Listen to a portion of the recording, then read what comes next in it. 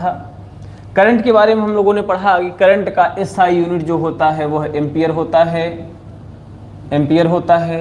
एक और अन्य यूनिट जो होता है एमकेएस में वो क्या होता है, हमने बताया था कूलम पर सेकंड होता है, कूलम पर सेकंड होता है।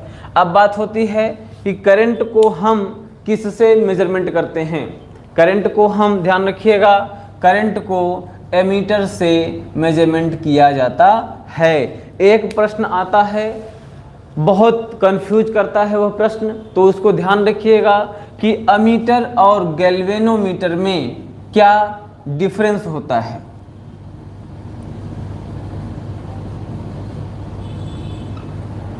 अमीटर और गैल्वेनोमीटर में क्या डिफरेंस होता है, तो ध्यान रखिएगा दोस्तों। अमीटर जो होता है वह हाउ मच करंट को बताता है। मतलब क्या हुआ कि करंट को मेजरमेंट करने वाला यंत्र होता है, मशीन होता है अमीटर। तो अमीटर में कितना करंट है यह हमको पता चलता है। अगर किसी भी सर्किट में करंट, हाउ मच करंट, कितना करंट है यह ज्ञात करना है अगर, तो हमें अमीटर का यूज करना पड़ेगा। और गैल्वेनोमीटर का कार्य क्या होता है, वर्क क्या होता है, to detect the current, to detect the current, to detect the current in conductor.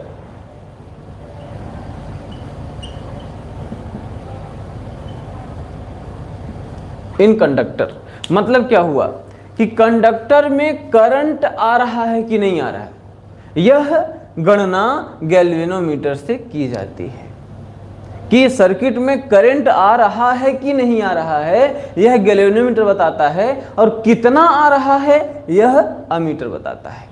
तो इन दोनों में फर्क बिल्कुल साफ है, स्पष्ट है, इसको बिल्कुल ध्यान में रखिएगा क्योंकि यह एग्जाम की दृष्टि से बहुत महत्वपूर्ण है। छोटा सा ही, दोनों करंट में ही यूज किया जाता है, लेकिन अमीटर करंट को मापने में कार्य करता, करंट को मापने का कार्य करता है, मतलब कितना करंट है यह बताता है, और गैल्वेनोमीटर यह बताता है कि करंट है कि नहीं है। चलिए आगे हम लोग चलते हैं।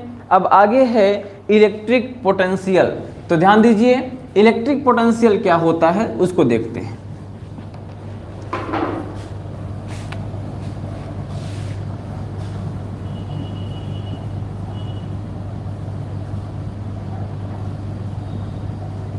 इलेक्ट्रिक पोटेंशियल, तो समझिएगा, ध्यान से समझिएगा। इलेक्ट्रिक पोटेंशियल मतलब होता है द वर्क, समझिएगा बात को, the work done, the work done in moving, in moving one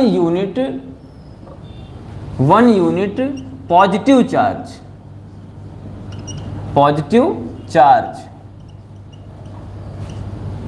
from infinity to that point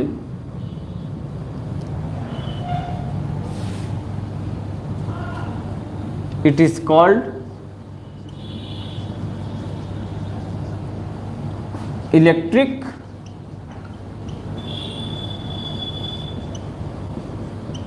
potential to that point।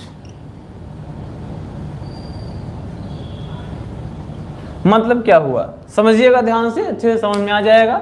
Electric potential का मतलब क्या हुआ, द वर्क डन। सीधी सी बात है कि इलेक्ट्रिक पोटेंशियल एक प्रकार का वर्क होता है, इलेक्ट्रिक पोटेंशियल एक प्रकार का वर्क होता है। कैसा वर्क, अब उसको समझिएगा, कैसा वर्क है, वर्क किस प्रकार का है, the work done in moving, कैसा कार्य है देखिएगा, समझिएगा। मान लीजिए यह एक पॉइंट हो गया, मान लीजिए आपका घर है, यहां पर बिजली कहां से आ रही है पता नहीं, जहां से प्रोड्यूस की जा रही है इनफाइनाइट, हमको पता नहीं है कहां से आ रही है। चलिए देखिएगा, तो इस इनफाइनाइट से यहां तक electric one unit positive charge, one unit positive charge को यहां इनफाइनाइट से इस पॉइंट तक लाने में जो वर्क किया गया, जो वर्क किया गया उसे हम क्या कहेंगे, इलेक्ट्रिक पोटेंशियल कहते हैं। और पोटेंशियल डिफरेंस क्या होता है? अच्छा, हिंदी में इसको क्या कहते हैं? हिंदी में इसको हम कहते हैं विभव, विभव। और एक इसी में होता है पोटेंशियल डिफरेंस। तो पोटेंशियल डिफरेंस का मतलब क्या हुआ? डिफरेंस कहाँ होता है? जब दो पॉइंट होते हैं तभी डिफरेंस पैदा होता है। तो एक पॉइंट ये हो गया, एक पॉइंट ये हो गया, तो यहाँ से यहाँ तक लाने में वर्क, फिर यहाँ से यहाँ तक लाने में। तो पहले मान लीजिए यहाँ से कुछ था, यहाँ से m था, यहाँ आया n हुआ, तो इसका डिफरेंस क्या हुआ? डिफरेंस हुआ n माइनस m, है ना। तो मतलब क्या हुआ कि इलेक्ट्रिक पोटेंशियल होता है the work done in moving one unit positive charge from infinite to that point it is called electric potential to that point। और पोटेंशियल डिफरेंस क्या हो जाएगा? एक पॉइंट से दूसरे पॉइंट में गया और दूसरे पॉइंट से पहले पॉइंट का जो डिफरेंस आया, इनके बीच का जो डिफरेंस है उसे ही हम क्या कहते हैं? पोटेंशियल डिफरेंस कहा जाता है। चलिए, इसके बाद इसका देखिएगा यूनिट क्या होता है, पोटेंशियल डिफरेंस का यूनिट क्या होता है, इसको ध्यान में रखिएगा क्योंकि यूनिट से बहुत क्वेश्चन आते हैं। चलिए देखिएगा, पहला यूनिट तो होता है वोल्ट, वोल्ट होता है, इसी को वोल्टेज कहते हैं। चलिएगा, पहला यूनिट होता है वोल्ट, दूसरा यूनिट होता है, अब देखिए ये क्या है? वर्क है और किसको? चार्ज को लाने में किया गया है। तो मतलब क्या हुआ? दूसरा यूनिट होता है जूल पर कूलम। दूसरा यूनिट क्या होता है? जूल पर कूलम, ठीक है ना। चलिए, उसके बाद जूल पर कूलम को हम और अगर तोड़ते हैं तो एक और मात्रक निकलता है जो कि MKS में होता है, और वह होता है किलोग्राम मीटर स्क्वायर पर सेकेंड क्यूब एम्पियर। यह इसके 3 मात्रक होते हैं। और अगर इसका डायमेंशनल फार्मूला पूछ रहा है तो डायमेंशनल में क्या हो जाएगा? डायमेंशनल फार्मूला MLTA,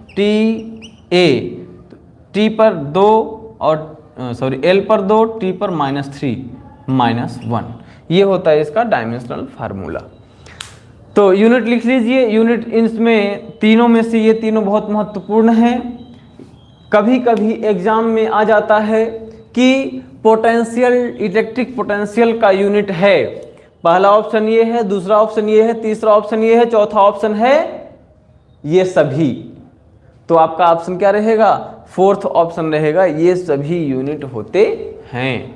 चलिए, अब हम लोग आगे चलते हैं और इसी में थोड़ा सा बताएंगे कि वोल्ट विभव को नापने के लिए to measure the volt, to measure the voltage किसका उपयोग करते हैं? वोल्ट मीटर का उपयोग किया जाता है। वोल्ट मीटर का उपयोग किया जाता है। जिस प्रकार से करंट को मेजरमेंट करने के लिए एमीटर का उपयोग किया जाता है, उसी प्रकार से वोल्टेज को अर्थात इलेक्ट्रिक पोटेंशियल को मेजरमेंट करने के लिए वोल्टमीटर का प्रयोग किया जाता है। सबसे महत्वपूर्ण एक और बात ध्यान में रखिएगा हमेशा कि अमीटर को, जो अमीटर होता है उसे हम सीरीज में लगाते हैं और वोल्टमीटर को पैरेलल लगाते हैं।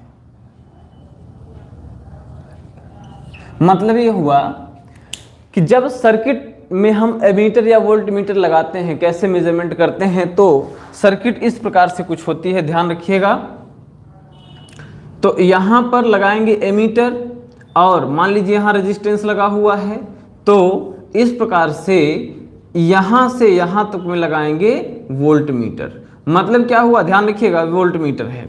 मतलब ये हुआ कि ये एमीटर जो होता है वह सीरीज में लगता है, सीरीज में कंबाइन होता है, और वोल्टमीटर जो होता है वो किसी भी कंपोनेंट के पैरेलल में कंबाइन होगा। ठीक है ना, किसी भी कंपोनेंट के पैरेलल में कंबाइन जुड़ता है ये क्या, voltmeter.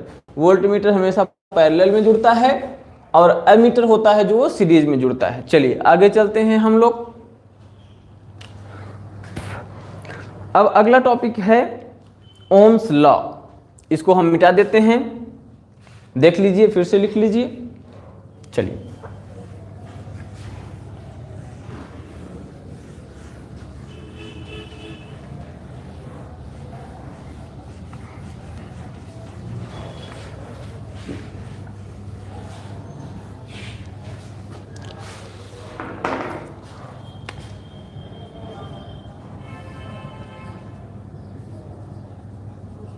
Ohms law.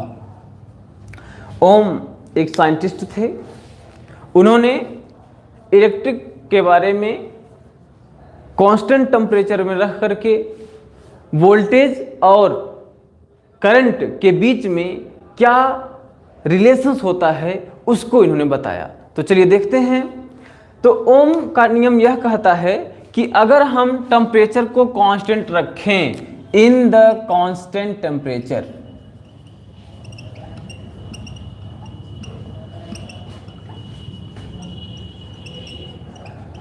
In the constant temperature, तो ध्यान रखिएगा, अगर हम हिंदी में बताएं तो उसको सुनिए कि अगर ताप को नियत रखा जाए, और या ऐसे भी हम कह सकते हैं कि अगर भौतिक अवस्थाओं को नियत रखा जाए, भौतिक अवस्थाओं में क्या क्या आता है, ताप, दाब इत्यादि, चालक की लंबाई इत्यादि।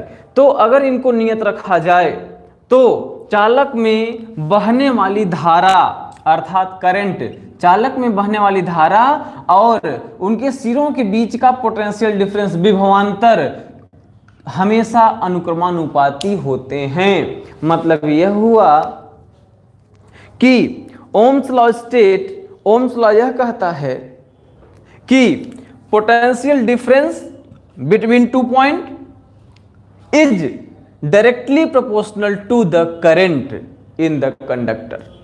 मतलब यह हुआ, समझिएगा, फिर से देख लीजिएगा, in the constant constant temperature में potential difference between 2 point and I means current and current of the conductor is directly proportional to each other, आपस में डायरेक्टली प्रोपोर्शनल होते हैं। तो इसमें आता क्या है फिर कि I को अगर हम इस तरफ कर दें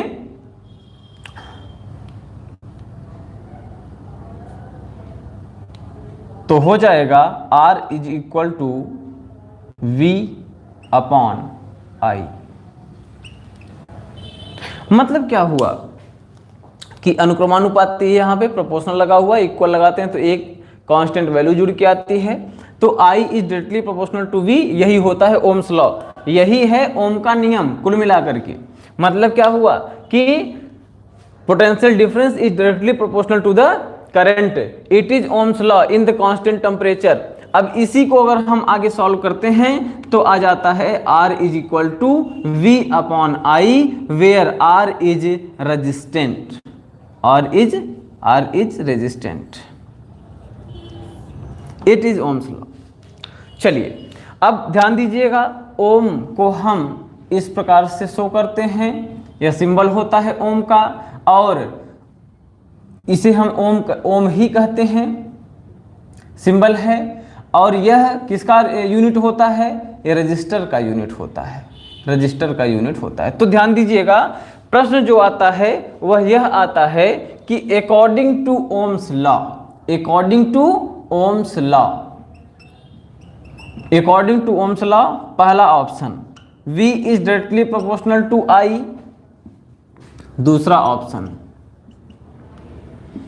V is directly proportional to R,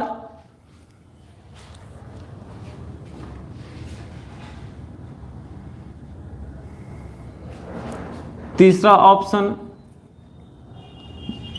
I is directly proportional to R,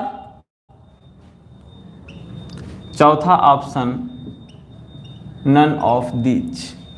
तो आपका इसमें आंसर यह होगा कि according to Ohm's law, Ohm's law के अकॉर्डिंग, ओम के नियम के according, Ohm's law according to Ohm's law V is directly proportional to I, जो V होता है, जो वोल्टेज होता है, वह I के डायरेक्टली प्रोपोर्शनल होता है।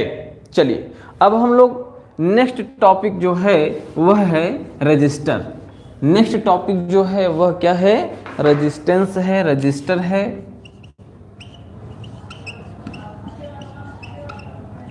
और इस टॉपिक को हम, रजिस्टर के टॉपिक को हम अगले दिन, अगले लेक्चर में कवर करते हैं। बने रहिए हमारे इंग्लिश किंगडम वीडियो चैनल के साथ। कल मिलते हैं नेक्स्ट टॉपिक में, तब तक के लिए नमस्कार।